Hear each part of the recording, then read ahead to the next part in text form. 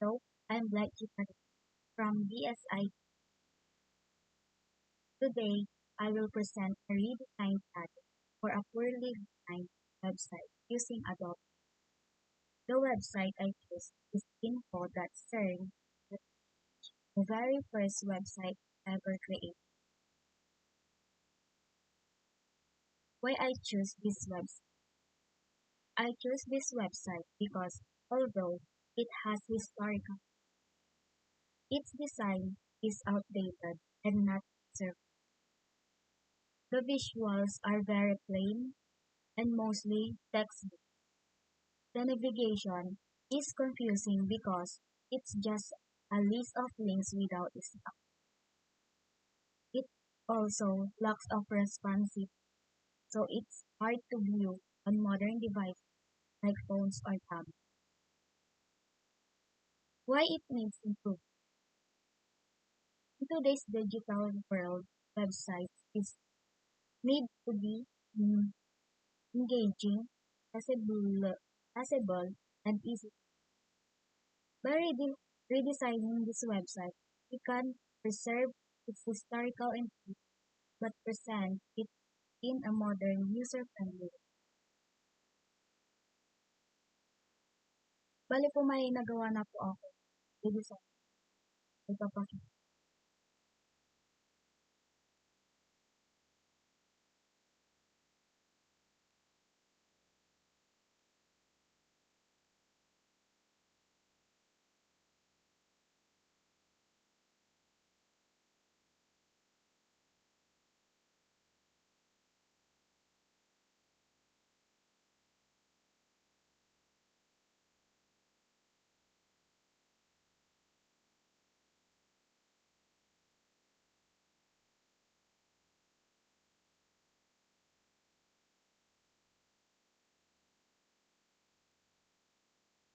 So, bale,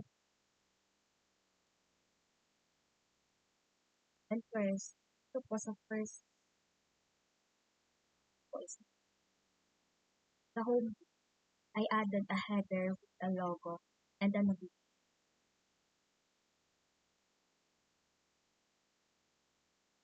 I use a modern hero section to introduce the site's form.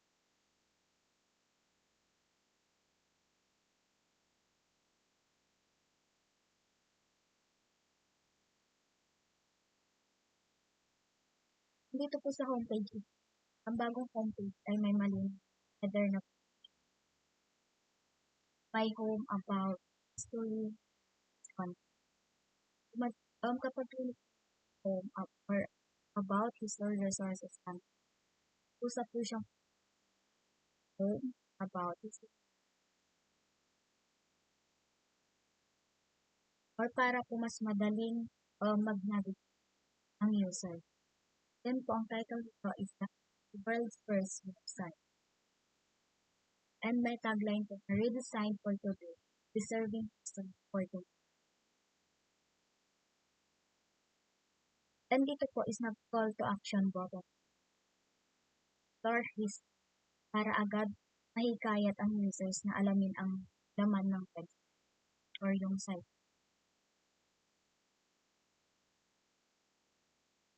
Dito po sa sections review is yung ito po yung about history resources. And nandito na para landing page overview bago po post. Ito po yung sa my about. Yung, makikita po natin dito na nakasentro po agad ang tanong na what is sale. And naglagay din po ako dito picture para po malinaw yung content. Nakalagay ang full name, location, and origin ng CERN. May separate sections, formation, and what they do. At explanation kung ano ang role ng CERN bilang European Organization for Nuclear Research. Mas readable dahil nakadivide ang in paragraphs. Ito naman po sa slides 8 is yung history. Gumamit po ako dito ng timeline design para madaling makita ang chronological order ng event. Each milestone is merong 1994, 1997, 2008 ay nakacircle para madaling i-scan ng mata. May kasamang maikling description sa bawat taon. Example is CERN was officially founded by 12 European countries. Ganon din here. This improves clarity at interactive tignan kaysa long paragraphs. And dito sa last po is yung resources. Nahati sa articles, archives, external sources para madaling ang users ang uri ng information kailangan nila. Sa articles, research papers, news journal. Sa archives, all documents, photos, historical records. External resources, info shared with universities, libraries, and online platforms. Circular layout ang ginamit para visually distinct at differentiate bawat.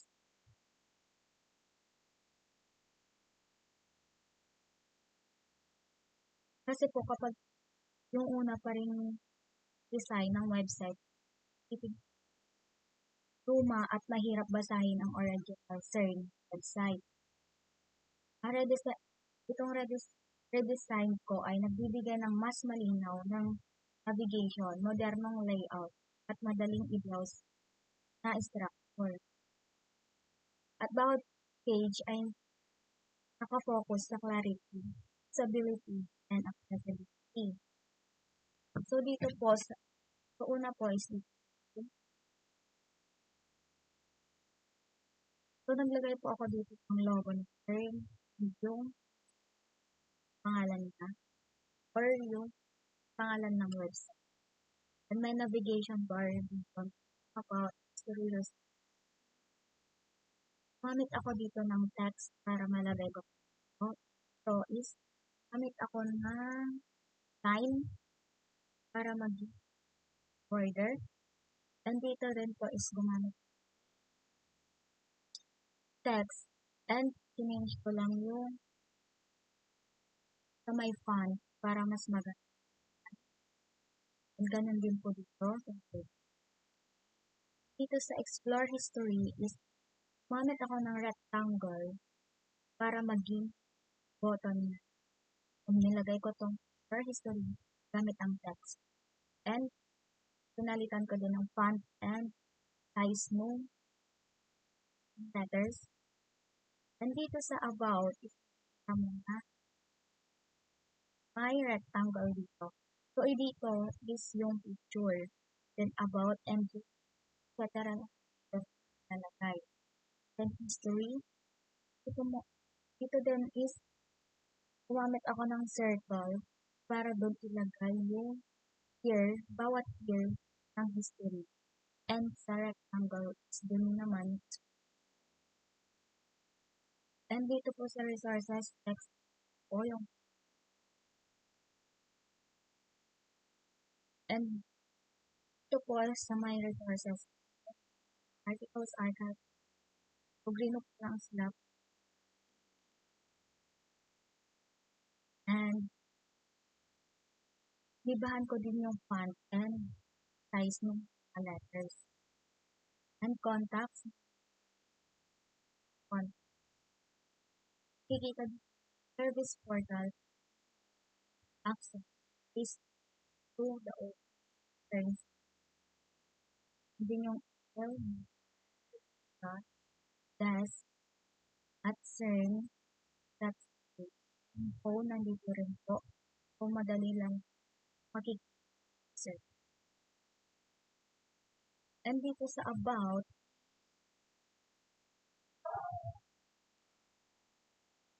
pag nananatiling ito yung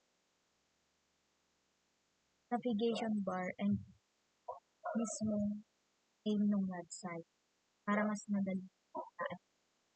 And dito about, text din lang ginamit ko. Then, font and size.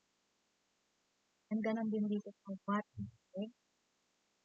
So, gaganap ko lang sila para mas madaling maibat. And dito sa picture is tumingin lang ako sa Google. Mukha ako para ilagay ko. And nandito yung full name.